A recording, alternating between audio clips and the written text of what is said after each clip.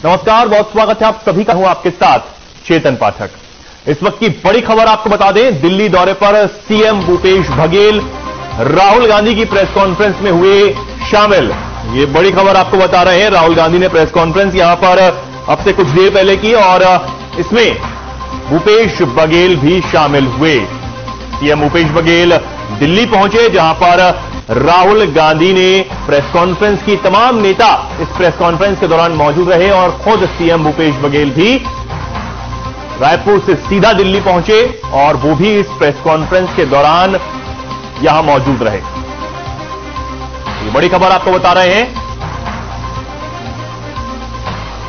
दिल्ली दौरे पर सीएम भूपेश बघेल पहुंचे और वो प्रेस कॉन्फ्रेंस के दौरान भी मौजूद रहे। अब से कुछ देर पहले राहुल गांधी ने प्रेस कॉन्फ्रेंस की, जिसमें सीएम भूपेश बघेल और तमाम कांग्रेस नेता मौजूद रहे। इस प्रेस कॉन्फ्रेंस में राहुल गांधी ने उद्योगपति अडानी का नाम लेकर जमकर केंद्र सरकार पर निशाना साधा, हमला बोला। आपको बता दें कि राहुल गांधी की लोकसभा सदस्यता को रद्द कर दिया, जिसके बाद वो लगातार केंद्र सरकार पर हमलावर हैं और इसी को लेकर उन्होंने प्रेस कॉन्फ्रेंस की, जिसमें सीएम भूपेश बघेल पहुंचे।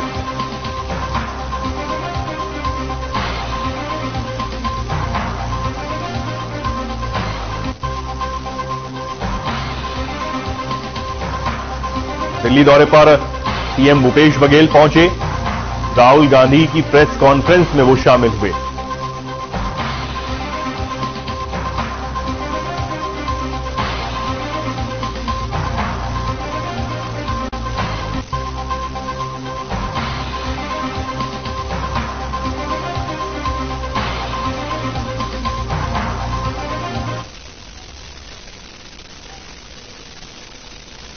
सीएम भूपेश बघेल ने रायपुर एयरपोर्ट वो पहुंच कहा कि बीजेपी के राष्ट्रीय अध्यक्ष अब एक नया एंगल ले आए हैं। बीजेपी पर पलटवार करते हुए उन्होंने कहा कि बीजेपी पिछड़ों के नाम पर घड़ियाली आंसू बहाना बंद करे। बीजेपी के दबाव में अब तक आरक्षण का बिल लागू नहीं हुआ है। कांग्रेस हमेशा पिछड़ा वर्ग के हक की लड़ाई लड़ती रही है, लेकिन बीजेपी की मानसिकता रही है इनके बीच में भेद डालना, इनकी उपेक्षा करना। बीजेपी के ठाकुर रमन सिंह ने मुझे चूहा, कुत्ता, बिल्ली जैसे शब्दों से संबोधित किया था। ये बीजेपी की मानसिकता है। अडानी के मामले में बीजेपी जवाब दे, उनके साथ क्या संबंध है, कितनी शेल कंपनियां हैं, इन सवालों के जवाब इन्हें देने चाहिए। दिल्ली जा रहा हूं, दिल्ली से फिर वहां से चकरभाटा एयरपोर्ट से आके सरगांव में जो भरोसा का सम्मेलन जो हो रहा है उसमें शामिल होऊंगा। अब दिल्ली में एक बड़ा प्रेस कॉन्फ्रेंस जिससे राहुल गांधी जी, गहलोत जी, वेणुगोपाल जी सब एड्रेस करेंगे, उसमें मैं भी रहूंगा। अभी जो स्थिति बनी है, भारतीय जनता पार्टी अडानी के मामले में मौन साधे हुए हैं, उसके बारे में कुछ नहीं बोल रहे हैं, बल्कि एक नया एंगल ले आए हैं कि पिछड़े वर्ग की बात। भारतीय जनता पार्टी के अध्यक्ष जी से मैं कहना चाहूंगा, यदि पिछड़ों के नाम से आप घड़ियाली आंसू बहाना बंद करें।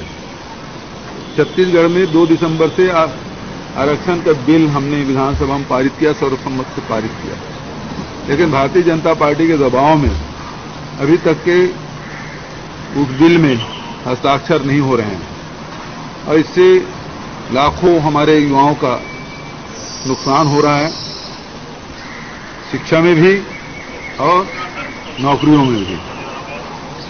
कांग्रेस पार्टी हमेशा गरीबों के, वंचितों के हक की लड़ाई लड़ती रही है और भारतीय जनता पार्टी हमेशा इन वर्गों की उपेक्षा की है। दिल्ली रवाना होने से पहले स्वास्थ्य मंत्री टीएस सिंहदेव ने पत्रकारों से बातचीत की। इस दौरान उन्होंने कहा कि रमन सिंह शायद भूल गए, शायद आज उनको याद नहीं, जब भूपेश बघेल प्रदेश कमेटी के अध्यक्ष थे तो उनके निवास जाकर अभद्र व्यवहार किया गया था। आज रमन सिंह को यह बात याद नहीं है। राहुल गांधी के फैसले के संदर्भ में 30 दिन तक के लिए इसको सस्पेंस करके रखा गया था। कोर्ट में तो स्पीकर साहब को रात में प्रधानमंत्री से मुलाकात करने की रातों रात क्या जरूरत पड़ी। रातों रात यह आदेश निकालने की क्या आवश्यकता पड़ी? न्याय के ऊपर उनको भरोसा है। देश की व्यवस्था के, देश के संविधान व्यवस्था पर जिस कोर्ट ने यह फैसला सुनाया, उसी कोर्ट ने 30 दिन का समय दिया था, तो रुकना चाहिए था। रमन सिंह जी भूल गए मेरे ख्याल से, जब उन्हीं के दल के एक समूह के लोग भूपेश बघेल जी के निवास पे गए थे, जब भूपेश बघेल जी प्रदेश कांग्रेस कमेटी के अध्यक्ष थे, और वहां पर जाके उन्होंने अभद्र व्यवहार किया। तो भूल गए मेरे ख्याल से, रमन सिंह जी भूल गए उस वाक्य को। मैं पहुंच पाया था, 2 मिनट लेट पहुंचा था, ये लोग वहां से अभद्रता करके लौट रहे थे, तो वो सब रमन सिंह जी को याद नहीं रहता। आज की घटना के बारे में वो कह रहे हैं, जहां तक ऐसी घटनाएं हैं, एक सीमा के बाहर मैं ऐसी घटनाओं को सही नहीं मानता, चाहे किसी भी दल से की गई हो। भावावेश में एक सीमा के बाहर कुछ हो जाए तो कभी कभी ये बातें होती हैं, लेकिन संयम रखने की भी आवश्यकता होती है। और बात ये नहीं है, अंततः बात यही है कि जब कोर्ट ने भी राहुल गांधी जी के फैसले के संदर्भ में 30 दिन तक के लिए इसको सस्पेंड करके रखा था, तो स्पीकर साहब को रात में प्रधानमंत्री जी से मुलाकात करने के बाद रातों रात ये आदेश निकालने की आवश्यकता क्या पड़ी? उनको तो भरोसा है ना देश के न्यायपालिका के ऊपर, उनको तो भरोसा है ना देश की व्यवस्थाओं के ऊपर, संवैधानिक व्यवस्थाओं के ऊपर। पूर्व मुख्यमंत्री डॉक्टर रमन सिंह ने प्रेस वार्ता की। इस दौरान उन्होंने कहा कि राहुल गांधी के अहंकार ने प्रधानमंत्री की गरिमा को बार बार तार तार किया है। लोकसभा में राहुल गांधी की सदस्यता को समाप्त करने के बाद, पिछड़े वर्ग का अपमान करने के बाद कांग्रेस उनके बचाव में उतरी है। बीजेपी कार्यालय में तोड़फोड़ करना, कालिख पोतना, यह बताता है कि राहुल गांधी की फौज कानून को मानने वाली नहीं है। साथ ही उन्होंने कहा कि कांग्रेस किसके खिलाफ विरोध करना चाहती है, कानून के खिलाफ या न्यायालय के खिलाफ। राहुल गांधी के पास विकल्प था कि न्यायालय में खड़े होने पर पूछा जाता है, यदि माफीनामा मांग लेते हैं तो इसे समाप्त कर दिया जाता। आज न्यायालय के फैसला के अनुसार राहुल गांधी की लोकसभा की सदस्यता समाप्त कर दी गई। आपको मैं याद दिलाना चाहता हूं, सर्वोच्च न्यायालय ने जनप्रतिनिधि अधिनियम धारा 8(4) को असंवैधानिक करार दिया था। तब आपको याद भी होगा कि आपराधिक मामलों में दोषी सांसदों को लोकसभा में तत्काल डिस्क्वालिफिकेशन के लिए तत्कालिक प्रधानमंत्री माननीय मनमोहन सिंह जी ने जनप्रतिनिधि अधिनियम representation of people act bill लेके आए थे। ये बिल एक सुरक्षा कवच की तरह रहता, मगर 27 जुलाई 2013 का वो काला दिन ही याद होगा जब राहुल गांधी ने देश के प्रधानमंत्री का अपमान करते हुए बीच प्रेस कॉन्फ्रेंस में अध्यादेश की प्रति फाड़ दी थी। आज 10 साल बाद वही गलती राहुल गांधी के मार्ग में बाधक बनी हुई है। राहुल गांधी का अहंकार बार बार प्रधानमंत्री की पद को, गरिमा को तार तार करने का काम किया है। चाहे मनमोहन सिंह का अध्यादेश फाड़ना हो, चाहे माननीय मोदी जी को जाति सूचक टिप्पणी, बिलो द बेल्ट वाली राजनीति राहुल गांधी की आदत बन चुकी है। मोदी सरनेम पर जो उन्होंने टिप्पणी की, वो न केवल अमर्यादित बल्कि वर्ग विशेष को आहत करने वाली है।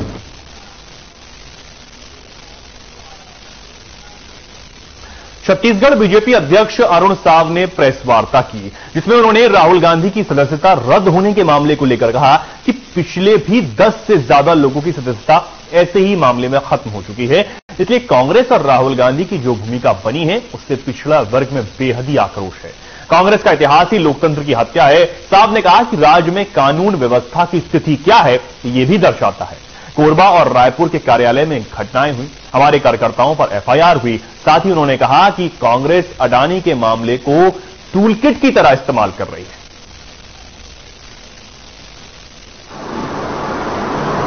जारी हुआ, लोकसभा के सचिवालय ने आदेश जारी किया, परंतु जो प्रावधान है उस प्रावधान के अनुरूप जैसे ही उनको 2 साल की सजा हुई, ही उनकी सदस्यता समाप्त मानी जाएगी, क्योंकि प्रावधान ये है विद इमीडिएट इफेक्ट, ये वर्ड तत्काल प्रभाव से, और इस दिन उनकी सदस्यता समाप्त। इन बीते 4 वर्षों में सजा से पूर्व अनेक अवसर उनके पास थे, पिछड़ा वर्ग समाज से माफी मांग लेते और मामला समाप्त हो जाता। और अब बड़ी खबर सुकमा से पुलिस को मिली बड़ी सफलता। गृह मंत्री के बस्तर दौरे से पहले मिली बड़ी सफलता। 8 लाख के इनामी नक्सली ने किया सरेंडर। ये बड़ी खबर आपको बता रहे हैं। 2 इनामी नक्सलियों सहित 16 माओवादियों ने ये सरेंडर किया है और पूना नारगांव अभियान के तहत आत्मसमर्पण यहां नक्सलियों ने किया है। पुलिस अधीक्षक सुनील शर्मा के समक्ष नक्सलियों ने सरेंडर किया है। तो ये बड़ी खबर आपको बता रहे हैं। 2 इनामी नक्सलियों सहित 16 माओवादियों ने सरेंडर किया है। 8 लाख के यहां जो इनामी नक्सल है वो बताए जा रहे थे और पुलिस को ये बड़ी सफलता हाथ लगी। आपको बता दें कि बस्तर दौरे से पहले, गृह मंत्री के बस्तर दौरे से पहले ये बड़ी सफलता पुलिस को हाथ लगी है, सुरक्षा कर्मियों को हाथ लगी है और 2 इनामी नक्सलियों को सहित 16 माओवादियों को सरेंडर करवाने के लिए पुलिस को बड़ी सफलता यहां पर हाथ लगी है। 8 लाख के इनामी नक्सली बताए जा रहे थे। 2 इनामी नक्सलियों सहित 16 माओवादियों ने यहां एसपी के सामने सरेंडर कर दिया। सुकमा से यह बड़ी खबर आपको बता रहे हैं। आपको बता दें कि गृह मंत्री अमित शाह बस्तर दौरे पर पहुंच रहे हैं और उससे पहले यह बड़ी सफलता सुरक्षा कर्मियों को हाथ लगी है। 16 माओवादियों सहित 2 इनामी नक्सलियों ने एसपी के सामने सरेंडर कर दिया है।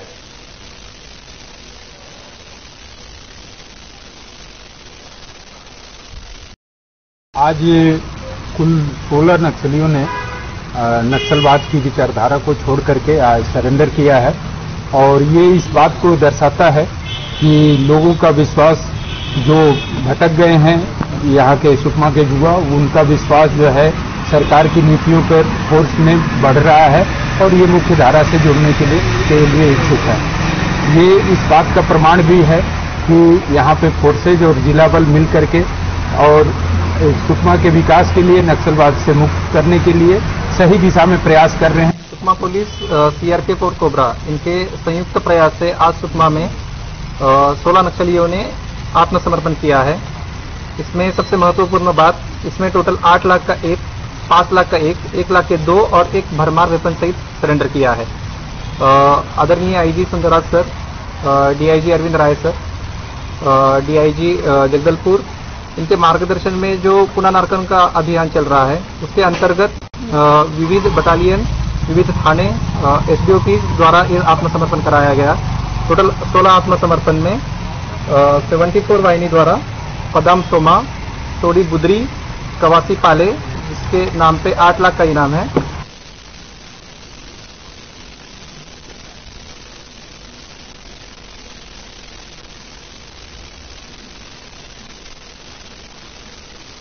कोरिया के बैकुंठपुर में साध्वी प्रतिभा दीदी का 1 दिवसीय प्रवास हुआ, जहां उन्होंने प्रेमा बाग मंदिर प्रांगण में धर्म सभा को छत्तीसगढ़ में हो रहे धर्मांतरण को लेकर बस्तर के दंतेवाड़ा से यात्रा शुरू हुई, जो कई जिलों से होते हुए कोरिया के बैकुंठपुर पहुंची। यहां प्रेमाबाग मंदिर प्रांगण में लोगों ने फूल भेंट कर साध्वी प्रतिभा दीदी का स्वागत किया। इस दौरान धर्मांतरण को लेकर उन्होंने धर्म सभा की और लोगों को अपने धर्म के प्रति जागरूक रहने की प्रेरणा दी।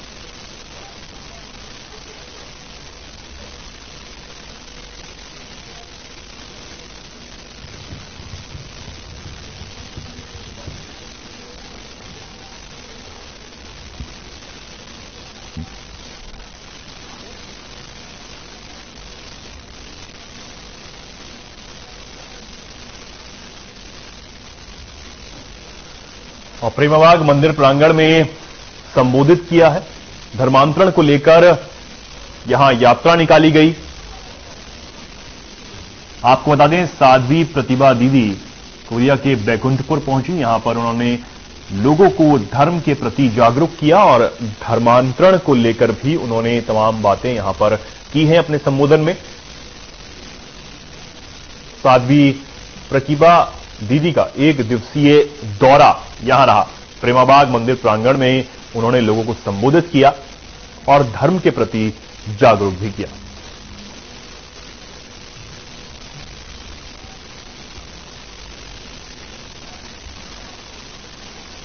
आज कोरिया के बैकुंठपुर में मेरा आगमन हुआ है।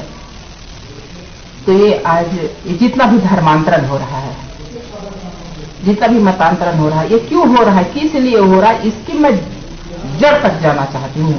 और मैं चाहती हूँ कि मेरा जाना उस अंतिम पंक्ति के व्यक्ति तक हो, और वास्तव में धर्म क्या है, सुचित क्या है, संस्कार क्या है, इस बात को, इस विषय को मैं लोगों तक पहुंचाना चाह रही हूँ।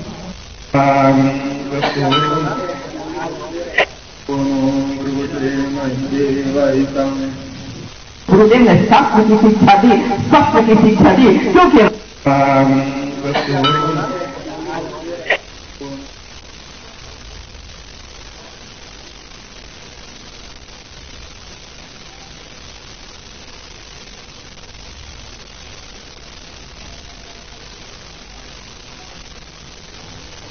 नकुलनार और दंतेवाड़ा मार्ग पर बालू दंतेवाड़ा निवासी शिक्षक की बाइक अनियंत्रित होकर दुर्घटनाग्रस्त हो गई। इसी दौरान उस मार्ग से बीजेपी अनुसूचित जनजाति मोर्चा के प्रदेश महामंत्री नंदलाल मुड़ामी क्षेत्र भ्रमण पर जा रहे थे। इसी दौरान उन्होंने सड़क पर घायल अवस्था में पड़े शिक्षक को देखकर अपनी गाड़ी रोकी और घायल शिक्षक को अपनी गाड़ी में अस्पताल ले जाकर भर्ती कराया। बता दें कि दुर्घटना से बाइक सवार शिक्षक के सिर और छाती में गंभीर चोटें आई हैं। कुआकोंडा में प्रारंभिक इलाज के बाद स्थिति की गंभीरता को देखते हुए चिकित्सकों ने शिक्षक को जिला अस्पताल दंतेवाड़ा रेफर कर दिया, जहां उनका इलाज जारी है। इस दुर्घटना के बाद नंदलाल मुड़ामी ने शिक्षक के परिजनों से मुलाकात की और हर संभव मदद देने का भरोसा भी दिलाया।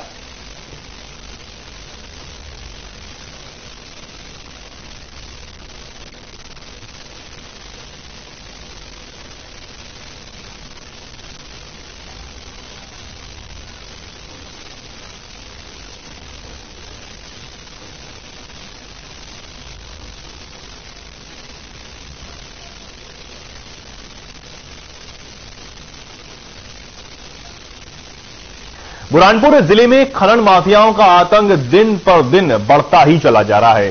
खनन माफियाओं ने रेत से भरे ट्रैक्टर ट्रॉली को खनिज निरीक्षक से जुड़ा कर ले गए, जिसका वीडियो खनिज विभाग के मोबाइल में कैद हो गई। खनिज विभाग की टीम ने शाहपुर थाना पहुंचकर खनन माफियाओं के खिलाफ मामला दर्ज करवाया। वहीं ट्रैक्टर मालिक ने खुली धमकी देते हुए कहा, बीजेपी नेता वीरेंद्र तिवारी का आदमी हूं।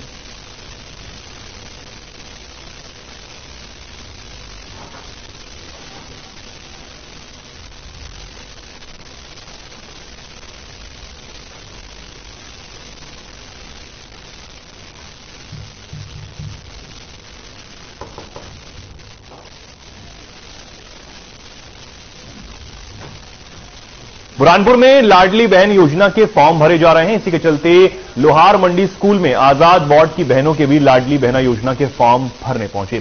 फॉर्म भरने के लोग सुबह से ही लाइन में खड़े रहे, लेकिन यहां पर सर्वर काम नहीं चल रहा था, जिसके चलते लोग बिना फॉर्म भरे ही घर वापस लौट गए। वहीं इसका कोई निराकरण करने की मांग की गई, जिससे लाडली बहनों को योजनाओं का लाभ समय पर ही मिल सके। इसी के चलते लोहार मंडी कांग्रेस पार्षद फहीम हाशमी ने बताया कि सर्वर डाउन होने के चलते काफी बहनें परेशान हो रही हैं। मुख्यमंत्री शिवराज सिंह चौहान और जिला प्रशासन को इस ओर ध्यान देना चाहिए। नहीं चलने के कारण लोग भीड़ लगा रहे हैं और चक्कर खा के वापस जा रहे हैं। तो हमारा प्रशासन से भी अनुरोध है कि इसको दुरुस्त करें, जल्द से जल्द इसका करेक्शन करें ताकि साइट जल्द से जल्द चालू हो। यहाँ पे जिनको अधिकारी का निरीक्षण नहीं हुआ, इस बात को क्या लिखेगा? नहीं, अधिकारी तो जिनको इसकी लायबिलिटी दी गई है, जिम्मेदारी दी गई है, तो वो सब लोग आए हैं सुबह में। यहाँ पे कुछ सर्वे काम हो गया क्या? हाँ। सर्वे काम नहीं कर रहे? नहीं, कुछ काम नहीं हो रहा। तो कितने लोग आ गए अभी तक? बहुत हो गए, बहुत सारे, 100-150 लोग हैं। हाँ। कुछ लोग इस वजह से वापस भी जा रहे हैं क्या? वापस गए, घर चल गए।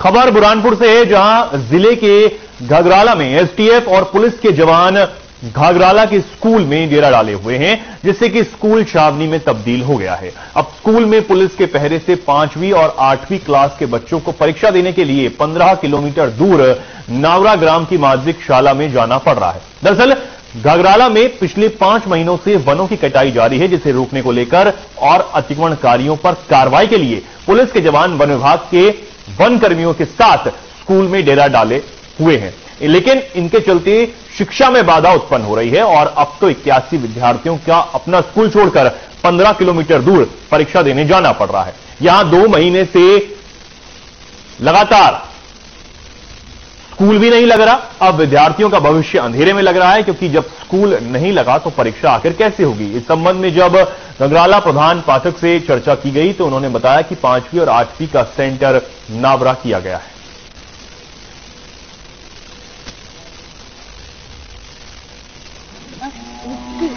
आज कौन सा पेपर है? हिंदी। कौन सी क्लास में हो? 5वीं में।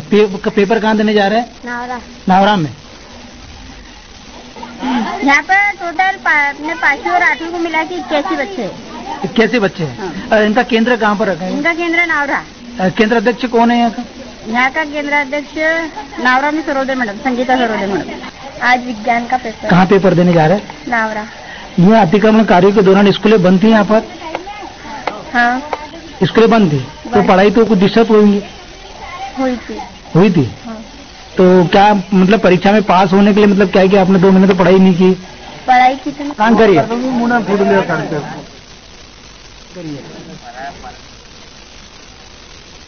बुरहानपुर जिले में 10वें दिन भी आंगनबाड़ी कार्यकर्ता, सहायिका, पर्यवेक्षक और परियोजना अधिकारियों की हड़ताल जारी है। हड़ताल के दौरान महिलाओं ने मुख्यमंत्री शिवराज सिंह चौहान और जिला प्रशासन का ध्यान आकर्षित करने के लिए पोस्ट कार्ड लिखे हैं। 1000 पोस्ट कार्ड लिखने के लिए सभी महिलाएं सूरज की तपन से बचने के लिए मर्चिका गार्डन पहुंची, जहां से नगर निगम के कर्मचारियों ने उन्हें बाहर किया। अब धूप में ही बैठकर पोस्ट कार्ड वो लिखती हुई नजर आई।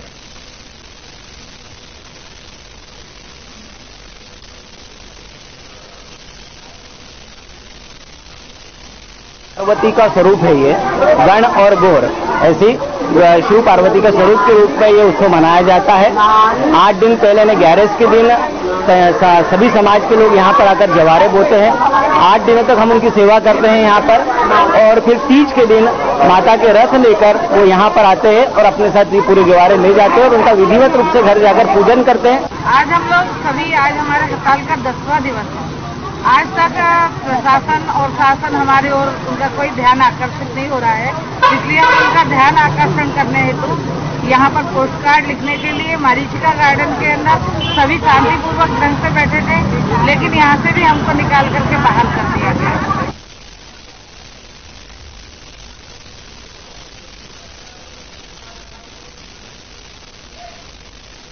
छिंदवाड़ा में राष्ट्रीय संगोष्ठी की श्रृंखला में इतिहास विभाग ने बौद्ध दर्शन ऐतिहासिक विषय पर 2 दिवसीय राष्ट्रीय संगोष्ठी का उद्घाटन किया।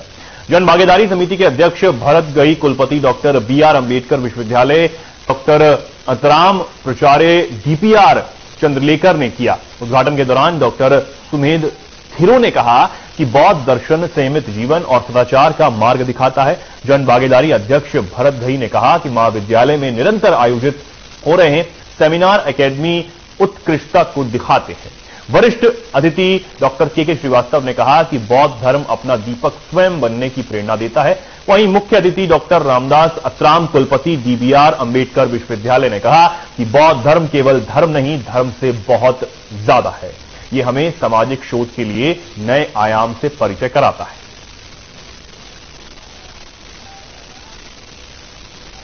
खबरों में फिलहाल के लिए इतना ही। नमस्कार।